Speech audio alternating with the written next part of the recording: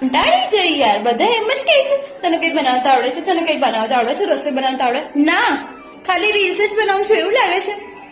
આજે મારે કંઈક જમવાનું બનાવવું પડશે. સોરી, એક વાત રહી ગઈ.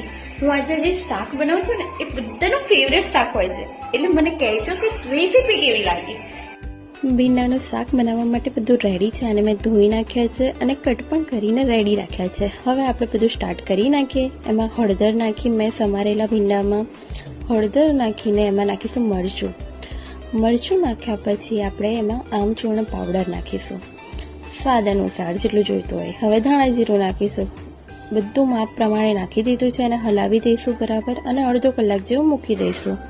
હવે આપણે બધું કટ કરવાનું અને પેસ્ટ બનાવવાની બાકી રહી.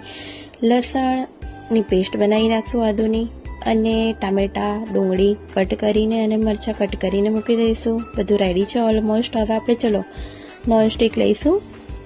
ચલો શાક બનાવીએ. ચલો નોનસ્ટિક મૂકી હવે જેટલું શાક એટલું તેલ નાખીશું. મેં અત્યારે 3 પડી નાખ્યું છે. એમાં જીરું નાખ્યું છે. હવે આપણે થોડી હિંગ નાખીશું.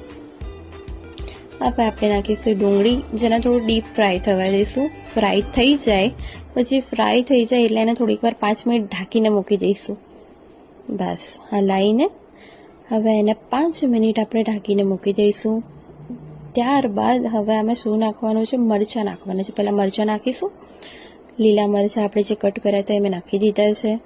હવે આમાં નાખીશું આદુ લસણની પેસ્ટ, જેમાં મીઠું સ્વાદ અનુસાર નાખી દીધું છે આપણે બરાબર. હવે એ નાખીને હલાવી દઈશું. જે આપણે કટ કરીને ભીંડો રેડી રાખ્યો હતો એ મસાલાવાળો ભીંડો નાખીશું. હવે મેં ભીંડો એડ કરી નાખ્યો છે. હવે ભીંડાને હલાવી દઈશું બરાબર પ્રોપર રીતે. બસ હવે એને ઢાંકીને મૂકી દઈશું 5 મિનિટ જેવું.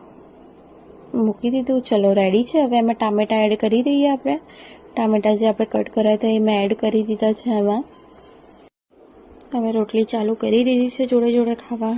રોટલી પણ ઓલમોસ્ટ બની જવા આવી છે. શાક બી ઓલમોસ્ટ બની ગયું છે. શાક આપણે જોઈ લઈએ એકવાર શું ક્યાં સ્થિતિ છે. ઓકે, બની ગયું છે. રોટલી પણ રેડી છે. હા ચલો ભૂખ લાગી છે. હવે ઓલમોસ્ટ બની ગયું છે શાક. હવે આમાં શું બાકી રહ્યું? ઓકે, આપણે કોથમીર જે કટ કરી તે ઉપર નાખવાની બાકી છે એ નાખી દીધી હવે મેં. ચલો કોથમીર પણ એડ થઈ ગઈ. આપણું ઓલમોસ્ટ શાક રેડી થઈ ગયું છે. હવે આપણે ખાવા બેસી જઈએ. આ છે ભીંડાનું શાક.